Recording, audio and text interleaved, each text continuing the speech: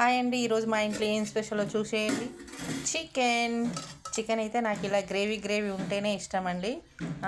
ఈ చికెన్ ఎలా వండిందంటే, ఇలా అయితే ఆయిల్ తక్కువ పడుతుందనేసి నేనైతే అన్నీ ఒకేసారి కలిపేసి వండినండి. అండ్ ఫాస్ట్గా అయిపోతుంది, ప్లస్ మస్తు టేస్ట్ కూడా ఉంటుంది ఇలా వండితే.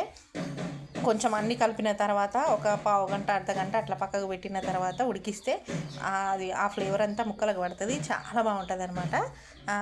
ఇది న్యాచురల్ కర్రీ అండి. మనం ఇందులో ఇది పల్లెటూరులో అయితే ఎలా వండుకుంటారో అలా వండిన అనమాట.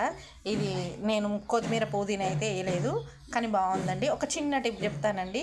చికెన్లో ఉప్పు కానీ కారం కానీ ఎక్కువైంది అనుకోండి, ఒక హాఫ్ నిమ్మ చెక్క పిండినామనుకోండి, అవి తగ్గిపోతుంది అనమాట, కారం అనేది తగ్గుతుంది.